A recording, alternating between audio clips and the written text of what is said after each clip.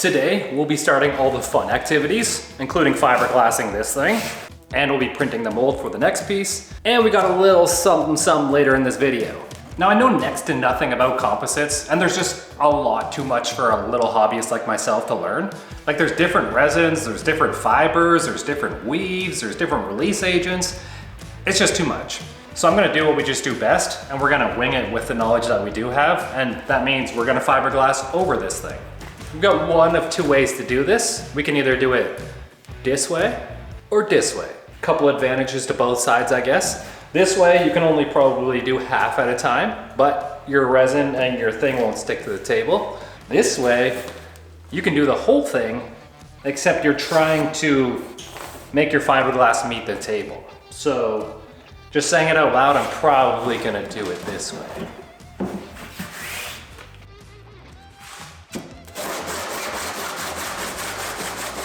Now, while we do some of the boring stuff, here are some renderings of what the body should look like.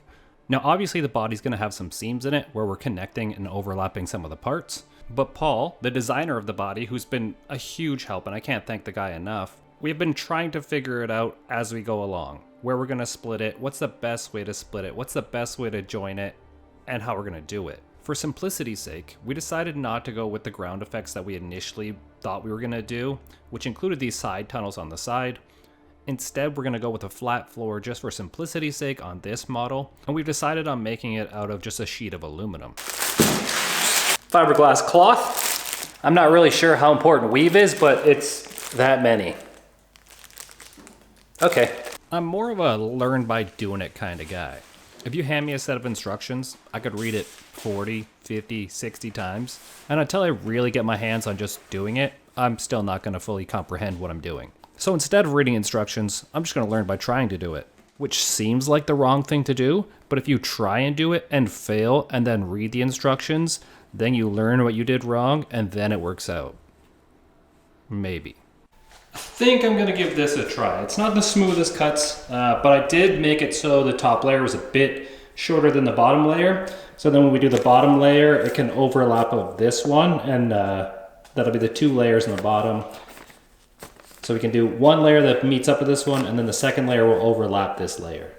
I keep thinking about cart number 2, but in order to do cart number 2, we've got to fail a bit more on cart number 1, learn the composite side of it, because if I start trying to build cart number 2 when I get to the composites, I'm going to be like, oh wait, I don't know anything. Solo cups are mandatory, right? Solo cups and welding wire to stir my hardener in. There we go, we're starting, no turning back now. I probably should have put resin underneath all of this too.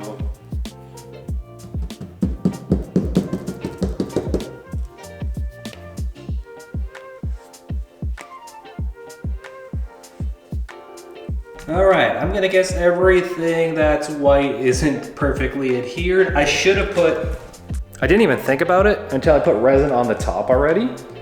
But what I should have done was put resin underneath and then put the fiber on and then resin over it so that the back side of the fiber had some resin too, because I think that's what a lot of this white stuff is. I know for next time. Well, first impressions, I definitely needed to get more resin underneath it. Lesson learned there. This is the 2 layers here. And then we did have one spot over here where it actually peeled up off the body a little bit. So what we're gonna do is we're gonna flip it over. I'm gonna cut some pieces for the other side. And we're gonna try and do this side a little different. We're gonna put some resin down first. We're gonna put our 2 layers on and then try and resin over it. I might take the grinder and just grind down these surfaces right here a little bit with the flap wheel, just to make sure we get like a smooth surface.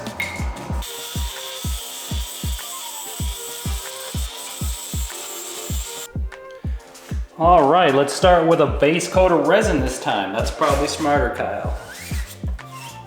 At least we got a good comparison, if nothing else. It doesn't matter if it gets wet. It's gonna get wet anyways. Oh, it might stick though. Something like that. I forgot to buy gloves. Dang it. Idiot. Layer 2.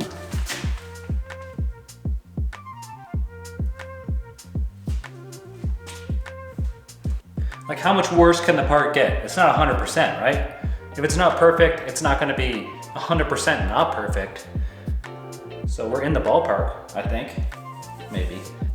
I have a feeling that if you just put this hardener epoxy on the outside of the 3D print, it'd be pretty strong too. So far it looks better on this side, so lesson learned. It looks like we're making progress in the right direction.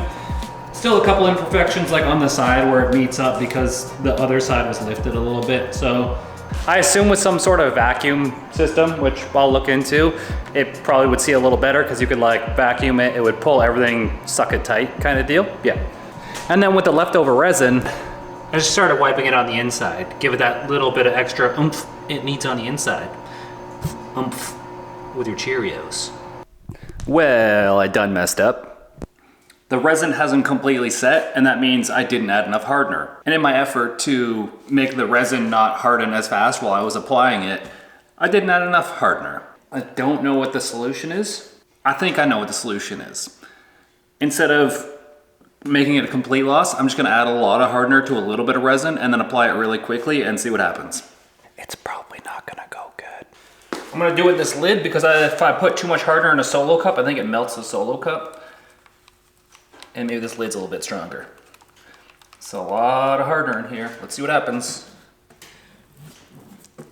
Now that we've learned our lesson about hardener, I present you this. Another piece. Now this piece we're gonna do slightly different. The last piece we actually fiberglassed over the printed parts. This stuff's actually printed in PLA, so it's not as temperature resistant as the PETG. And we're actually just gonna use this as the mold. I did drop it in the snow, so it's a little bit wet. So let's start assembling this and I'll show you where we're headed with it. Now 3D printing seems like it's going to be viable for making molds. The print time is a little time consuming. Some of these pieces took upwards of 14 hours to print. And I only have one 3D printer right now. But if these test molds turn out to be a great way of making parts, I'll probably add another 3D printer. And I don't know how well it's gonna work out, but we did design it with this lip right here. And that is so when we fiberglass this in, it'll come out and go back. That way the piece on the bottom can actually overlap it and we can use like Zeus fasteners to hold the two pieces of body panel together. So basically, here's our big mold. If we just molded into this, the outside would look super bad. It probably would just adhere to this piece and then we would have to break off the PLA. We're gonna sand it down a little bit first and then we're gonna put some Bondo down and then try and smooth that out. I'm not a bodywork kind of guy. I'm not even really a fabricator or a welder. Or I'm not certified in any of those things, but we're gonna do our best.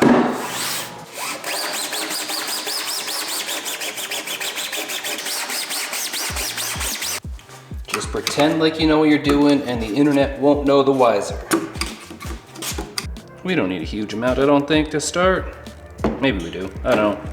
Let's try that much. Then it says one striped through the whole thing.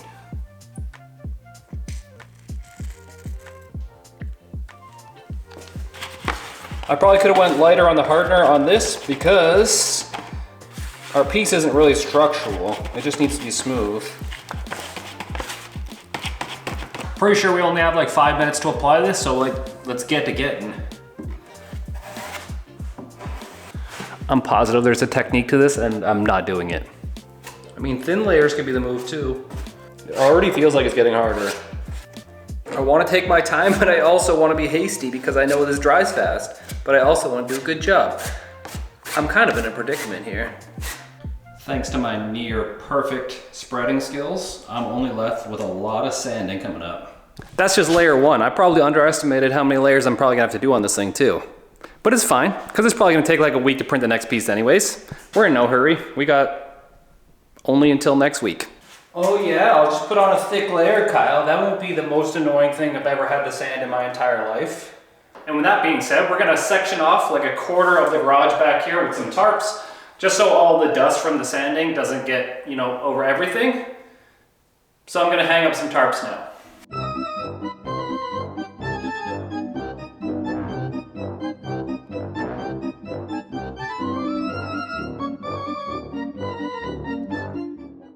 The composite zone. You wanna see inside it? I'll show you real quick. Not gonna believe this. It looks exactly like it did before I put the tarps up. It's just a corner of my garage still. Whoa. I'm literally just gonna put my headphones in and pretend like I'm not on this earth right now. I hate sanding.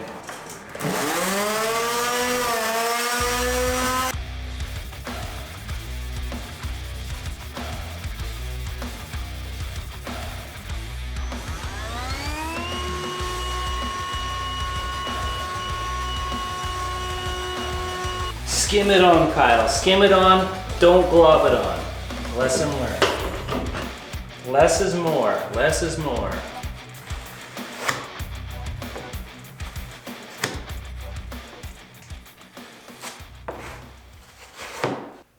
Well, the Bondo's drying in there. We're gonna whip up a big batch of sticky glue hardener stuff, and we're just gonna put it on the inside of this. We're just gonna make the inside of the shell structural.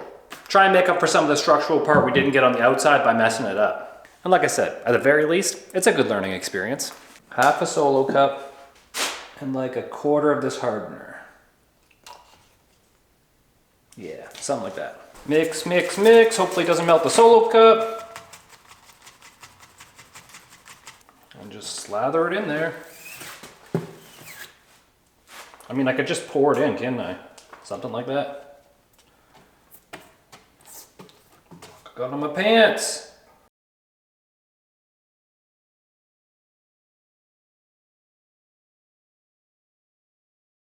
Now while that's drying, I'm gonna go inside and edit. It's me, live from the editing room in here. I think what I'm gonna do is I'm gonna commit to bi-weekly upload schedule. Before I just thought I had to keep going until I had a good video, and sometimes it would end up being like 2 or 3 months. But this time, I think I'm just gonna go bi-weekly. I'll give you updates as they're happening. So if I'm not fully finished something, at least I've done part of it and I can upload it. Every second week, probably on like Friday or Saturday. And now we're back out here. We're gonna try and mount the nose cone today because I think that's gonna be the most fun thing to do. So mount the nose cone, then we can put the wing on and see what it looks like with the wing and the nose cone. We're talking about some real precision grinder work here.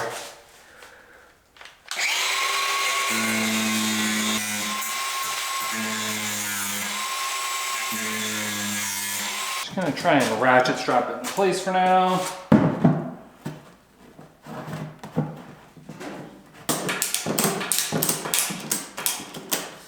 All right, here's my idea. We're gonna put a piece of metal here, like this, and then the nose cone's gonna slide over it, and we'll be able to bolt the nose cone from the side onto this piece of metal. That's my plan right now.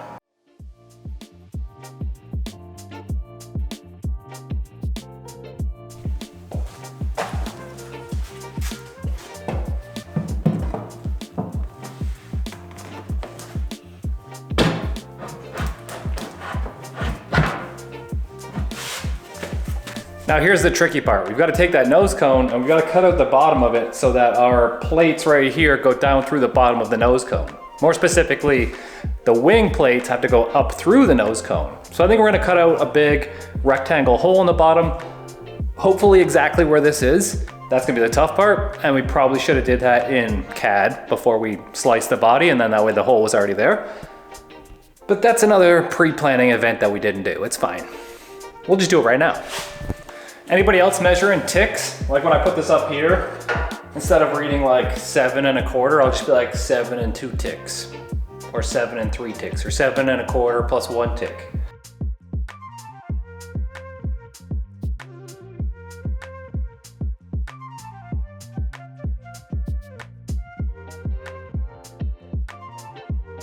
There's my square I calculated. You can tell that I had to adjust it a couple times, but it's the best we've got. Let's see if I know how to math at a 4th grade level. Yeah.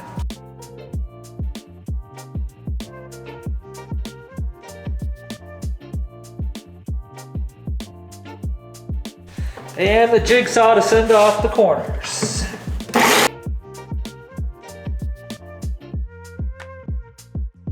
Now we just have to test and see if it works. Well, if nothing else, it looks really damn close.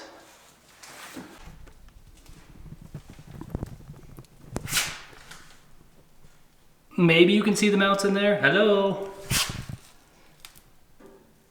They're kind of close, right? You know what? There's only one real way to find out. It'd hopefully help if I could see anything. I didn't design this too great. Started one, nice. Shee, look at that. That's cool.